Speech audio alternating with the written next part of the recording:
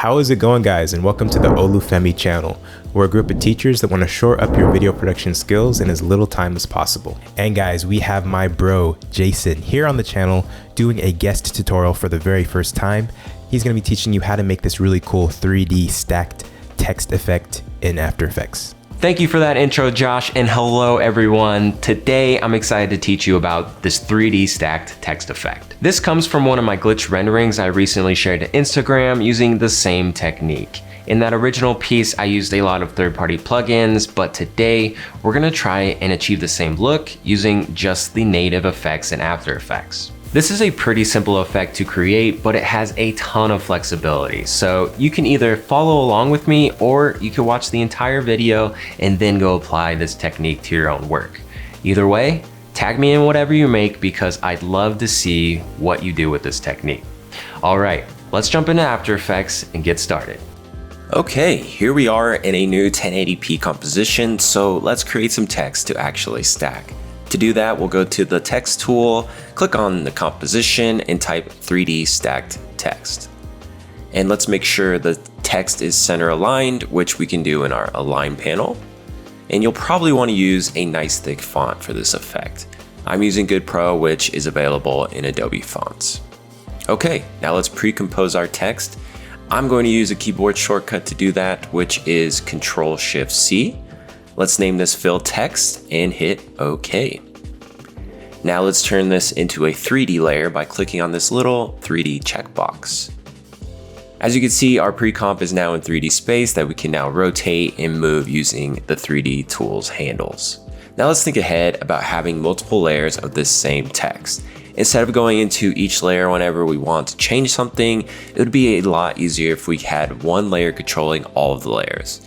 We're going to do that by using a null object. Guys, we're going to pause for a short ad.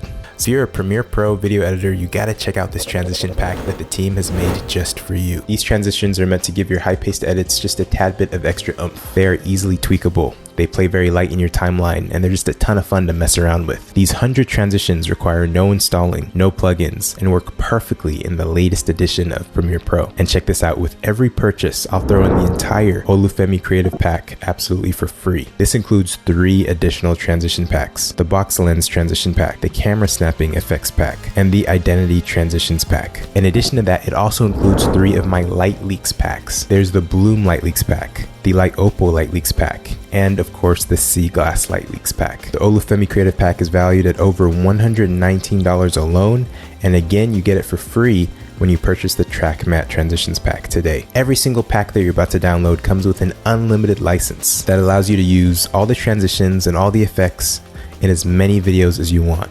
forever. So what are you waiting for? It's time to take a leap, try these out, and tell me what you think. It's time to get back to the video. To create a new null object, go to Layer, New, Null Object. Now that we have this null object in our composition, let's turn it into a 3D layer as well so our text and null can communicate to each other in the same 3D space. Now let's parent our text layer to our null. You can either do that by using this little drop-down menu, which isn't very fun, or you can use the pick whip, which is more satisfying to use. Just grab this pick whip and drag it onto our null object. As you can see, our null can now control our 3D text. Now let's use that new null to position our text where we want it. I'm gonna go with something like this, but you can of course change the angle to whatever you want it to be, and you can even change it anytime during this process. So now that we have our text where we want it, let's duplicate it, which I'll do using the keyboard shortcut Control-D. Now let's grab our Z space arrow on the 3D tool and pull it up. Notice the values that pop up next to our mouse while we're moving this. Since we're freely positioning the layer, we get a lot of decimal numbers. That's going to make it more tedious to create a symmetrical composition. So to make it easy on ourselves, let's hold Shift while we're positioning the text, and now you'll notice our Z space only changes in increments of 10. I'm going to move this up 30 pixels. Now you can see we have the beginning of our 3D stacked text effect. As I move the camera around here, or should I say the null object that's controlling our text, you see this kind of 2.5D effect start to come to life. Now let's add even more text layers. Duplicate our text layer and move that up 30 more pixels. And then let's do that one more time and move that up another 30 pixels. I'm going to change our main middle text layer's label color to help keep this comp organized. Now I can look at our comp and easily know what layer I want to work with. So now that we have our top text layers stacked, let's add our bottom text layers.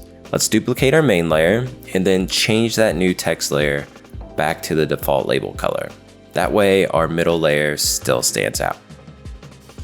Then we're gonna move that down 30 pixels like our top text layers, and we're gonna duplicate that and repeat our 30 pixel move. And finally, we'll do it one more time for a total of 3 text layers below. Now we have all 3 layers at the top and bottom, and as we move the rotation of our null, you'll see we mostly have the 3D stack text effect we want. But let's outline all the text layers except our middle text layer. To do this, we'll go up to our project panel and select our filled text comp. Hit Ctrl D to duplicate it, and then let's rename it to outline text. That's not going to change anything yet, but we're getting there.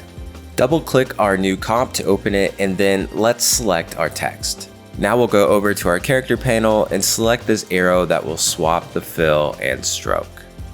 This will remove the fill from our text and add a stroke. Now obviously this will remove the fill from our text and add a stroke. If yours doesn't already look like this, you might have to check your stroke weight right here in the character panel. I'm gonna go with about 1 pixel for this, but feel free to change it as you like. As you can see here, if I put it to, let's say, a 5, it's pretty thick. And I wanna go with something a little thinner, like a 1. Now let's go back to our main 3D text comp, and you'll notice nothing has changed yet. That's because we still have our filled text comp in here, and we need to replace it with our outline text comp. An easy way to do that is to select every layer we want to replace, which is the 3 on top and the 3 on the bottom. With those selected, we'll go up to our project panel, and while holding Alt on the keyboard, we'll drag our outline text comp over our filled text and drop it on any one of those layers. And boom, all of those layers are replaced and it looks great. I love this little trick. Now that we have our stacked text, let's add some motion to it. We'll start by adjusting the rotation using our null object. So let's move forward in our timeline to 1 second and click the stopwatch for our X and Z rotation. Then we'll move our playhead to the beginning and change our Z rotation to 0. And we'll do the same for our X rotation. So now if I play through this, we can start to see our effect come to life. But first, I want to add some motion to our stroke text layers so that they expand from our filled text layer. To do that, let's start by selecting all of our stroke text layers, and then I know I want to animate the Z position, so with our playhead at 1 second, I'll hit P on my keyboard, and then click on the stopwatch to add a keyframe to all of those layers. Then let's move our playhead to the beginning, and I want to change the Z position, right? So as long as we still have all of our outline text layers selected, we can select the Z position in any of those layers and change the value to 0. Each of the layers have now updated, so as we play through this, you can see that our layers build out as our text rotates.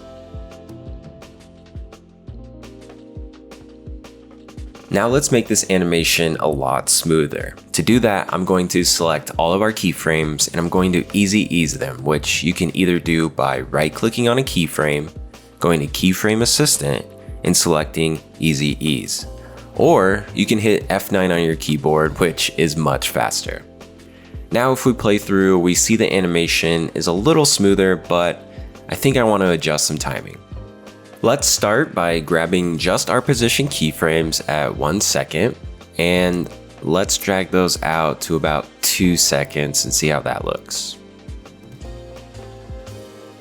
Okay, that's better, and now let's slow down our rotation a bit as well. As I scrub through this, it looks to me like our text expansion is kind of being lost in that rotation. It's starting too soon, so let's grab all of those first position keyframes and drag them back a bit. So now it'll start a little later. One more minor adjustment here, and that's pretty good. Now, if you really want to get into the weeds, you can always select all of your keyframes, like our position here, and select this button to go into the graph editor. If we hold Shift and drag these handles out, we can make it a lot smoother. I won't go into detail about the graph editor here, but just know it's a powerful tool to get your timing and velocity just right on your keyframes. As you can see, it makes the expansion come to a much slower stop. Let's do the same thing for our null rotation. I'll select our in rotation keyframes, head into the graph editor, and drag these handles to around 80% influence. And now if we take a look, it's a little smoother. But I think our expansion starts a little too late now, so let's move those beginning keyframes a little forward. And now it's super smooth. I'm digging it. Alright, now that's basically the entire animation, and this text will look great on a lot of different backgrounds, so let's try it out on some live footage. I have this drone footage I shot of a frozen lake here in Colorado. If we throw that behind our text, as you can see, the text kind of gets lost because of all the white snow in the footage, so let's adjust the color on that. First, let's scale it down and adjust our timing. Cool. Now let's go over to our effects panel and grab the hue saturation effect and drag it onto our drone footage. I don't love this blue, so I'm going to adjust the hue a little bit to about there. Then I'll drag the saturation down quite a bit and lower the lightness as well. That looks pretty good, but let's add a curves effect, and we're just going to do a simple S curve to add some contrast back into the footage. If we toggle that, you can see the difference. Now let's play through that, and I think that looks pretty dope.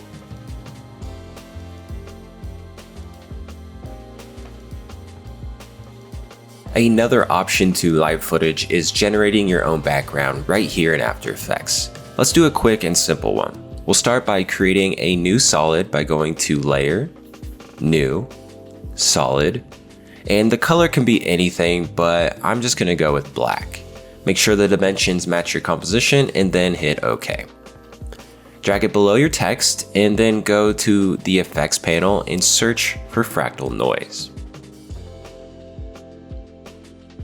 We'll add that to our solid, and then let's adjust some parameters. Let's change the type to dynamic progressive, and then the noise type to linear. Then we'll add some contrast and maybe lower the brightness a little bit.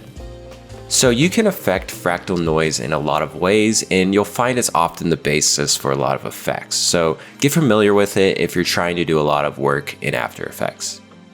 Then let's go over to our effects panel and search for a gradient ramp, and let's add it above our fractal noise.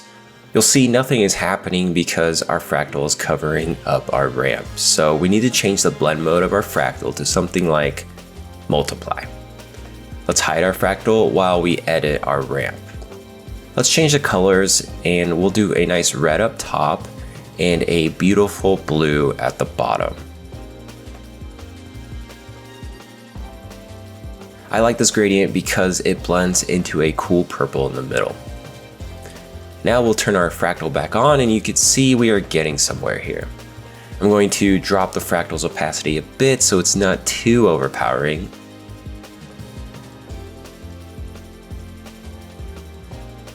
And then let's animate the rotation of our fractal, because you'll see as I rotate it, it gets a little trippy. Let's select our stopwatch at the beginning and then drag out our playhead and change the rotation to 180. So now you can see we already have an interesting background, but let's make our fractal evolve a bit to add even more movement. To do that, we'll keyframe it just like we did with our rotation. Make sure your keyframes line up by moving your playhead to the beginning, then moving it to the end, and then we're gonna set our evolution at 180 degrees. Now we might wanna add more evolution, so if you hit U on your keyboard, it'll display all of your existing keyframes on the selected layer. It's a fun little tip. So let's go to our end keyframe and increase our evolution quite a bit. And we'll see how that looks. Great, that's a lot of movement. Now to make it even more trippy, let's add a turbulent displace. We'll drag that onto our solid, and you can already see that our fractal noise is nicely distorted. Let's dial in the look we're going for by adjusting the amount and size parameters. Now if we toggle on and off to spot the difference, it already looks dope. Of course, we can adjust the evolution of our turbulent displacement as well, which we will do here. This moves a little too quickly for me, so let's change our fractal rotation to 90.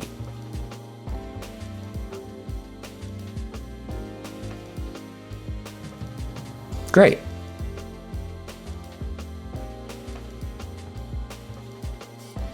And for our finishing touch, let's give it a retro TV look. To do that, we'll go up to our effects panel and search for a transition called Venetian Blinds.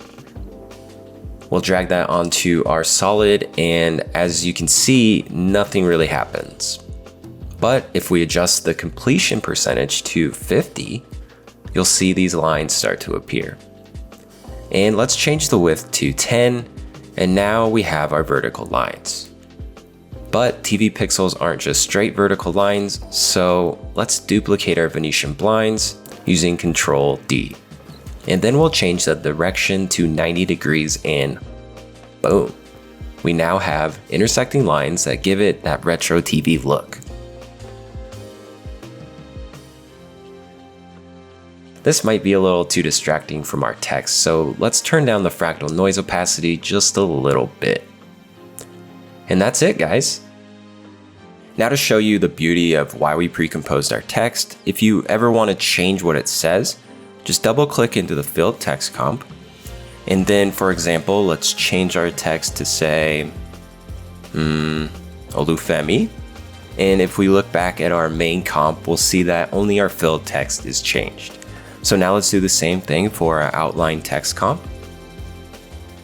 And boom. Now we have a custom Olufemi channel title. That's it for this tutorial, and if you have any questions, let me know in the comments below. Thanks for following along, guys. I'll see you in the next one. Guys, we have finished yet another incredible tutorial. Thanks so much for watching, and as always, remember to keep it chill.